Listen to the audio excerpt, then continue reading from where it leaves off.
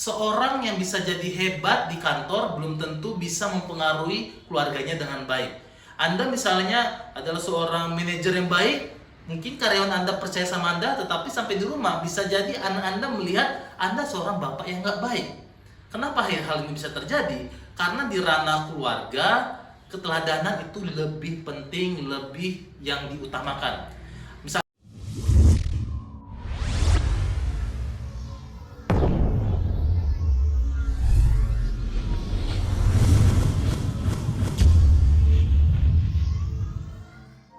Halo Sobat Pembelajar Hipnosis dan NLP dimanapun Anda berada. Bersama saya Coach Reski Daniel dalam sebuah video yang akan bantu Anda belajar hipnosis dan NLP dengan cara yang efektif dan luar biasa. Dalam kesempatan kali ini saya ingin sharing kepada Anda tentang bagaimana caranya untuk menjadi seorang yang sangat berotoritas. Otoritas itu sangat penting ketika Anda ingin mempengaruhi orang lain. Otoritas itu sangat penting ketika Anda ingin memberikan saran, nasihat, ataupun masukan kepada orang lain. Seorang bisa saja mengatakan hal-hal yang positif, masukan-masukan yang baik untuk Anda, tetapi kalau Anda tidak menyukai orang yang menyampaikan hal tersebut, kemungkinan besar Anda akan mendenial ataupun mereject ataupun menolak saran atau sugesti dari orang tersebut. Kenapa hal ini penting? Karena dalam dunia komunikasi persuasif, yang lebih penting daripada bagaimana cara mempengaruhi orang lain adalah siapa yang mengatakan hal tersebut. Kalau seandainya yang mengatakan hal tersebut adalah orang yang Anda respect, yang Anda hormati, ataupun yang Anda kagumi, kemungkinan besar kata-kata yang disampaikan oleh orang tersebut akan Anda terima tanpa Anda filter sedikit pun. Bahkan Anda pernah melihat bahwa kalau orang yang Anda sangat respect melakukan suatu kesalahan, Anda akan berkata, wajar dong manusia berbuat kesalahan, namanya manusia bisa berdosa. Let's see, bisa kan? Nah, bagaimana kalau orang yang Anda tidak sukai justru melakukan hal yang baik? Anda bisa jadi berkata, wah ini pasti ada maunya nih. Ini kayaknya ada tujuan terselubung nih. Bisa diperhatikan kan? Artinya, nggak cuma sekedar bagaimana cara Anda menyampaikan kata-kata Anda, tetapi Anda harus bisa menjadi seseorang yang memang bisa mempengaruhi orang tersebut. Di dalam komunikasi hipnosis ini adalah disebut dengan figur otoritas. Nah, dalam video kali ini saya akan membagikan 4 tips sederhana, 4 tips yang bisa Anda lakukan untuk menjadi seorang penghipnosis yang handal memiliki figur otoritas yang kuat sekali. Yang pertama adalah miliki sebuah posisi, status, jabatan, atau apapun itu. Mungkin kalau sebagian dari Anda, ya ini kan susah kan gitu. Tetapi perhatikan, banyak orang yang berusaha melakukan berbagai cara untuk bisa menaiki sebuah status tertentu. Misalnya Anda sebagai seorang karyawan, ketika Anda bisa melakukan yang terbaik, lalu Anda bisa naik jabatan menjadi seorang manajer ataupun direktur, Anda akan mudah sekali mempengaruhi orang-orang di bawah Anda. Karena itu adalah untuk mencapai sebuah jabatan atau posisi tertentu, ini diusahakan. Setiap orang pasti mampu, tetapi tidak bisa instan. Anda perlu waktu, Anda perlu banyak effort untuk mencapainya. Nah, karena itu saya bagikan tips yang kedua juga. Tips yang kedua adalah Anda harus menjadi seorang yang bisa diteladani.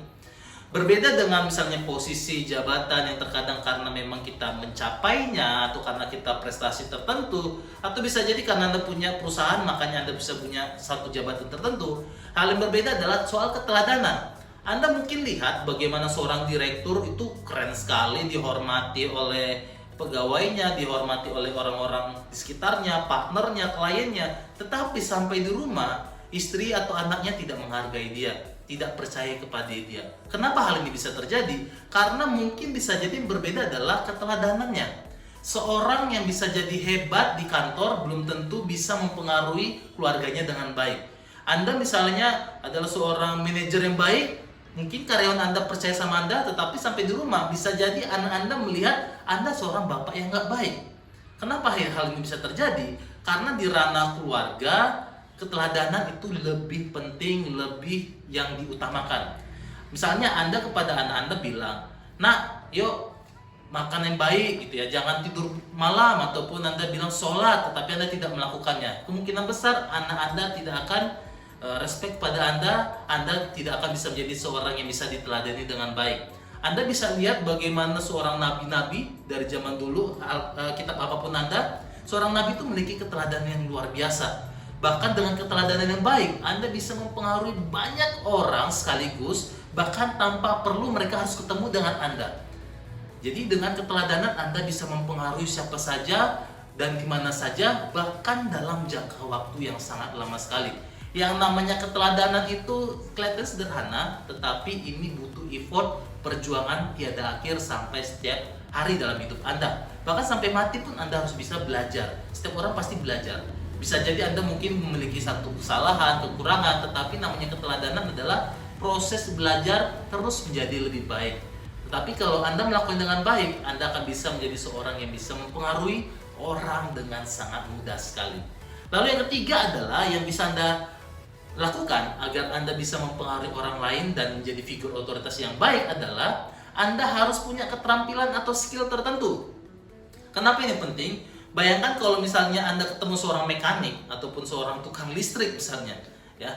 Kalau seandainya dia mengatakan, Pak, ini sepertinya harus dibuat seperti ini, Pak, ini kayaknya susunan listriknya harus diubah. Kemungkinan besar Anda akan mengiyakan. Kenapa? Karena Anda merasa bahwa dia memang ahlinya, dia memang jagonya. Karena kita akan pasti akan menerima, bahkan kemampuan kita untuk memfilter apa yang dilakukannya bahkan masih kurang sekali. Karena itu misalnya ketika Anda ketemu dokter bilang, Ibu harus minum banyak ya, kemungkinan besar Anda akan mengiyakan karena Anda merasa memang dokternya ahli di situ, memang keterampilannya di situ. Beda dengan misalnya kalau suami Anda berkata, Ma, ayo dong minum, ya entar. Ya, kemungkinan besar kenapa? Karena Anda merasa suami Anda bukanlah seorang yang punya keterampilan di bidang dunia medis misalnya. Oke? Jadi miliki keterampilan, miliki skill ini bisa dipelajari, bisa dilatih.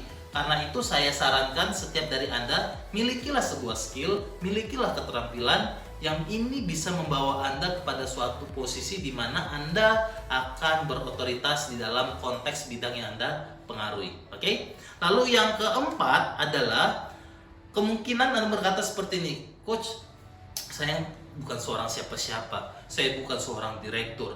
Ya, kadang-kadang saya juga teladani, ya saya juga mungkin tidak bagus-bagus amat, saya tidak sempurna, banyak kurangan. Kalau keterampilannya saya mungkin biasa-biasa saja. Ada nggak cara agar saya bisa menjadi orang yang berotoritas? Ternyata ada, ini cara terakhir. Cara terakhir adalah Anda harus berbagi. Anda harus berbagi, yaitu adalah berbagi waktu, berbagi tenaga, dan menjadi orang yang bisa disukai oleh banyak orang. Ya bisa saja Anda nggak perlu keterampilan yang luar biasa, tapi Anda menjadi pendengar yang baik. Ketika ada orang bermasalah, ada orang yang sakit, Anda datangi, Anda sharing dengan bagi waktu Anda, tenaga Anda, kunjungi orang tersebut, berikan penghiburan, berikan doa, berikan sebuah menemani dia aja. Itu adalah suatu cara bagaimana Anda akan jadi disukai oleh banyak orang. Perhatikan, ternyata banyak sekali di dunia ini orang-orang yang jarang melakukan hal tersebut. Tetapi kalau Anda berhasil melakukannya, Anda menjadi orang yang disukai, Anda mampu meluangkan waktu dan energi dan tenaga Anda bagi orang lain, mereka akan respect kepada Anda. Dan kemungkinan bagi mereka, Anda akan menjadi orang yang berotoritas bagi orang tersebut. Setiap saran dan nasihat Anda, kemungkinan besar akan diterima jadi lebih baik. Oleh karena itu, kembali saya ulangi, ada 4 tips yang bisa Anda lakukan untuk bisa menjadi seorang yang berotoritas. Yang pertama adalah Anda harus achieve sesuatu, raih suatu posisi tertentu, raih jabatan tertentu. Ini butuh waktu, energi, dan effort. Tetapi kalau Anda melakukannya, Anda bisa mempunyai otoritas yang kuat sekali. Yang kedua, milikilah keteladanan. Selaras perkataan dengan perbuatan. Jadilah seseorang yang bisa memberikan sebuah inspirasi bagi banyak orang. Yang ketiga adalah Anda harus memiliki keterampilan atau skill tertentu. Keterampilan ini akan membantu Anda untuk bisa mempengaruhi orang lain dengan lebih baik. Dan yang keempat adalah Anda harus sharing, berbagi. Because sharing is caring. Ketika Anda peduli dengan orang lain, Anda sedang berbagi waktu dan tenaga bagi orang lain. Kalau Anda menjalankan keempat-empat ini, maka Anda akan menjadi orang yang sangat berotoritas dan mudah mempengaruhi orang lain. Demikian video ini, kita akan ketemu di video yang akan datang. Semoga bermanfaat, silahkan dipraktekkan. Bersama saya Coach Reski Daniel, salam dahsyat luar biasa.